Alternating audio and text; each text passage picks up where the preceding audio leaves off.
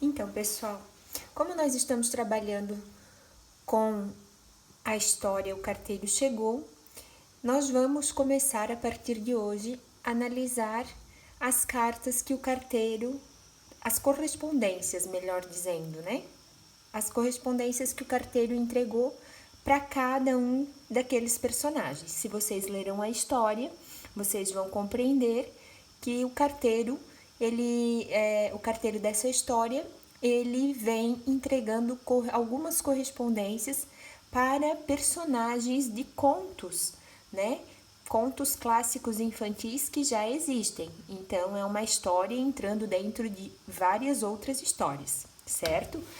Por isso essa história me encanta tanto. Eu gosto demais dela e dá para trabalhar muitas coisas. Por isso que a Pro escolheu ela para trabalhar com vocês. Então, vamos lá. A primeira carta, né, a primeira correspondência que o carteiro entrega é a carta de pedido de desculpas aos ursos, né? Da Caixinho Dourado para Caixinho Dourado, né, dourados para a família de ursos. Vamos ver então. Opa, já cheguei pulando tudo aqui. Aqui está a carta, como vocês viram lá na história. A Pro vai ler ela novamente para nós, porque ela tem uma letrinha bem pequenininha, né? Então, talvez vocês não consigam ver aqui. Bom, a carta diz assim: querido senhor e senhora urso, querido ursinho, sinto muito, mas muito mesmo, ter entrado na casa de vocês e ter comido o mingau do ursinho. Mamãe disse que o que eu fiz é muito feio e ficou mais brava ainda porque eu nunca como o mingau que ela faz. Papai disse que vai consertar a cadeirinha. Um beijo, Cachinhos Dourados. PS, gostaria muito que o ursinho viesse à minha festa de aniversário. Vai ter 3 tipos de gelatina e um bolo com 8 velas. Bom, essa aqui é a carta que a Cachinhos Dourados escreveu pedindo desculpas à família, né? Dizendo que a mãe ficou muito brava com a atitude dela de ter, além de ter entrado na casa dos outros sem permissão, né? Sem pedir, ficou mais brava ainda porque em casa, na casa dela, ela não come mingau. E foi comer o mingau lá do coitadinho do ursinho que deixou o mingau esfriando, e quando chegou não tinha mais mingau coisa nenhuma. E ela ainda, depois que ela encerra a carta, ela coloca uma observação aqui, que nós vamos entender depois, que ela gostaria muito que o ursinho fosse a festa de aniversário dela. Ela vai fazer aniversário, só que ela só falou isso, não botou nem que dia, nem que hora. Enfim, essa é a carta da Caixinhos Dourado. Vamos ver, então, o que vem a ser uma carta. Bom, pessoal, uma carta, ela é um documento enviado por alguém, né?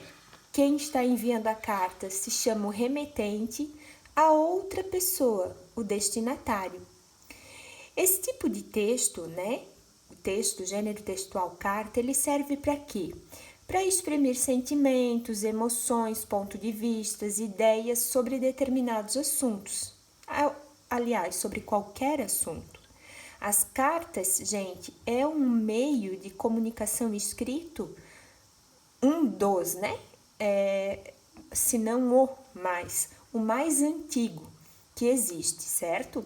Então, aqui diz ainda, ó, que há 2 tipos de cartas: cartas informais, e que elas são dedicadas a familiares e amigos, porque elas são escritas assim, como essa que a Cachinhos Dourado escreveu. Veja, ó, bem sem uma estrutura, assim, ela é bem simples mesmo. Ela foi fazendo uns desenhos, né? Era para os amigos dela, né? Vizinhos ali, os ursos.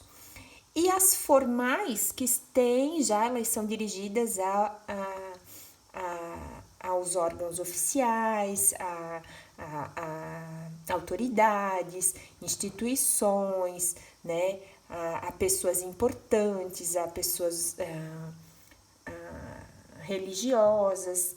Ela tem um caráter mais cerimonioso, mais impessoal. Então, as cartas comuns que eu posso escrever para os meus familiares e meus amigos, e aquelas cartas formais, né, as informais que eu dedico aos amigos e familiares, e as formais que eu vou utilizar quando eu preciso escrever para alguém, alguma autoridade, um pedido oficial,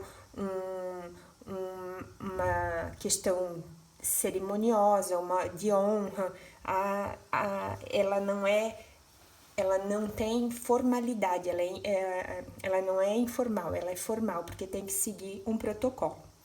Então, as cartas, né, para que as cartas que a gente escreve cheguem aos destinatários, nós devemos preencher corretamente os envelopes. Então, primeira coisa que a gente tem que fazer ao escrever uma carta é preencher corretamente o envelope se a gente quer que ela chegue para a pessoa que a gente quer que chegue. Então, vamos ver. Olha só. Esse aqui tá meio apagadinho também, ó, mas é o envelope da carta que a Caixinhos Dourados escreveu para quem? Ela escreveu, ó, Senhor e Senhora Urso. Ela colocou Sítio Três Ursos, Mato Dentro. Então, tinha aqui, ó, o destino para quem ela estava escrevendo, que era para o Senhor e para a Senhora Urso, e o endereço.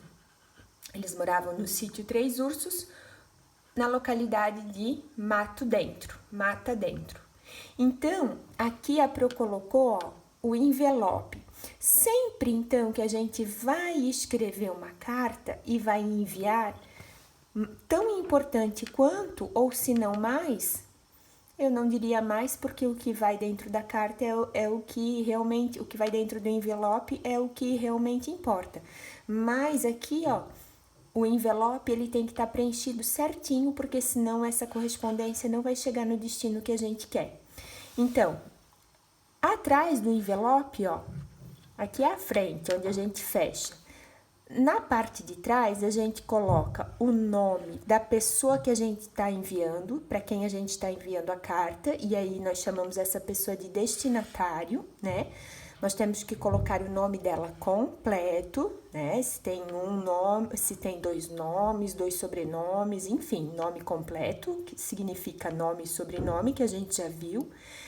O nome da rua, o nome completo da rua que essa pessoa mora. Se tem número a sua residência ou o seu prédio, né?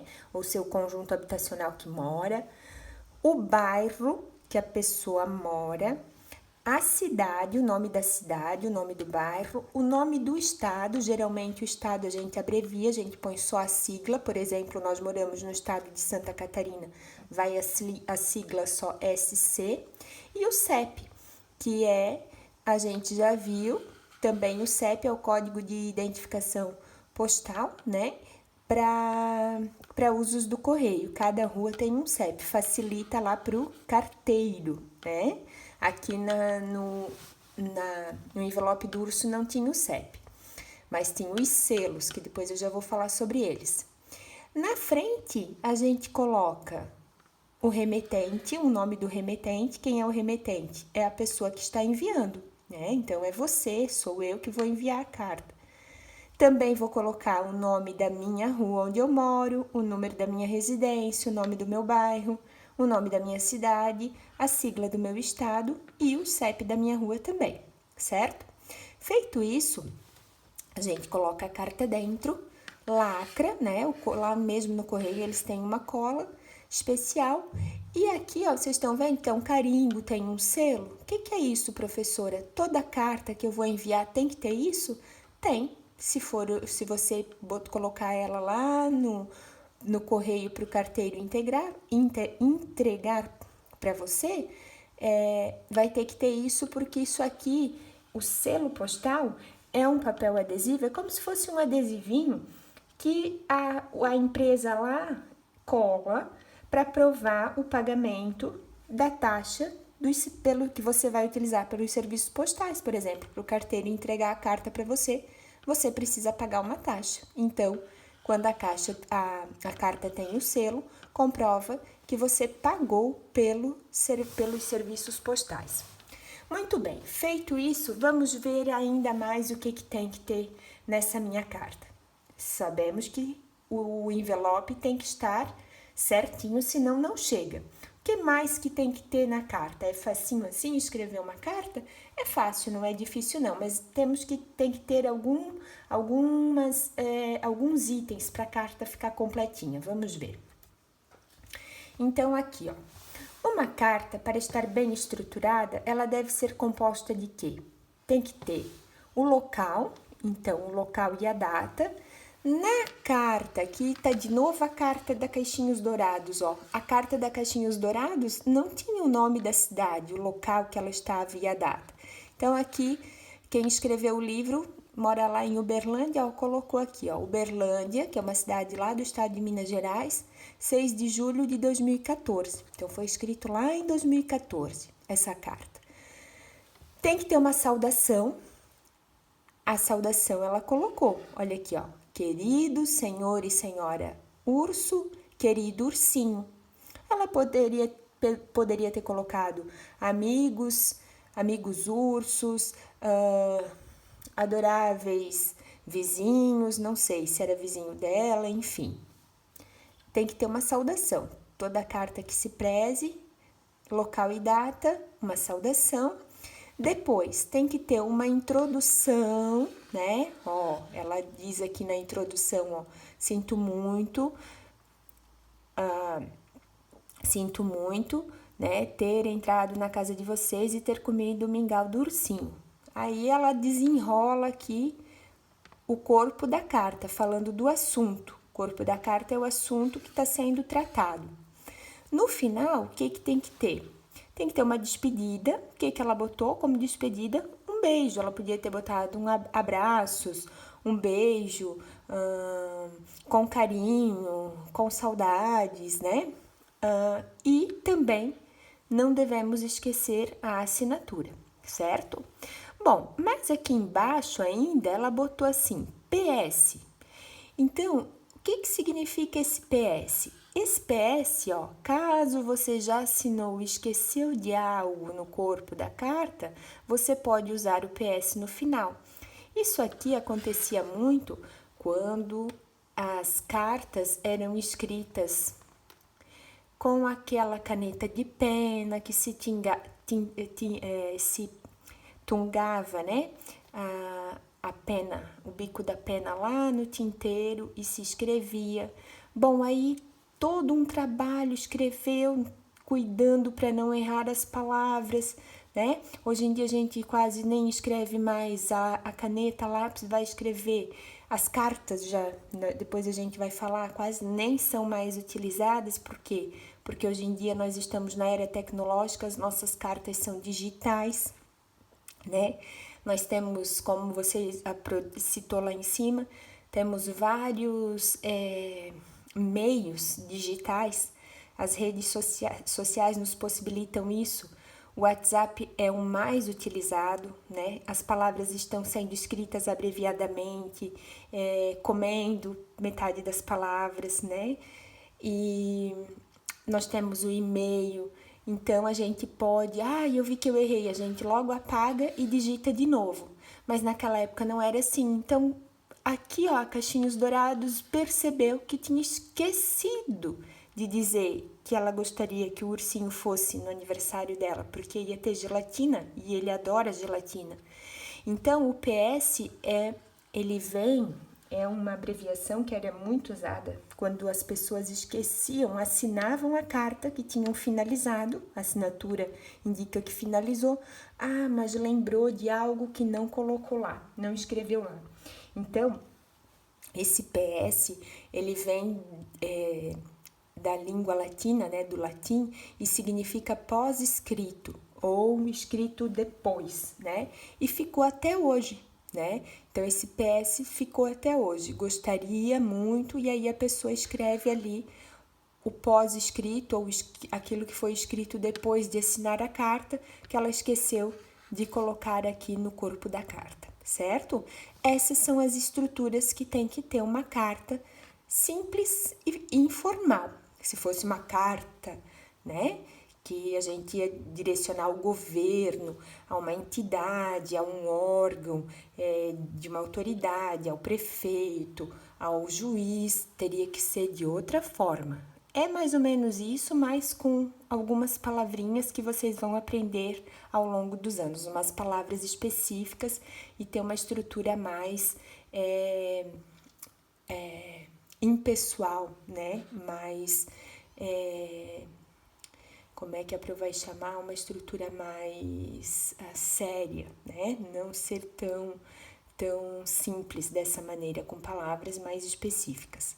Mas não podemos esquecer, então, que tem que ter sempre a data, o local e a data, tem que ter uma saudação. Eu desenrolo aqui o assunto que eu quero falar no corpo da carta, eu tenho que colocar uma despedida e eu tenho que assinar. O PS é só se você esqueceu de alguma coisa, certo? Bom, visto isso, vamos para as atividades então.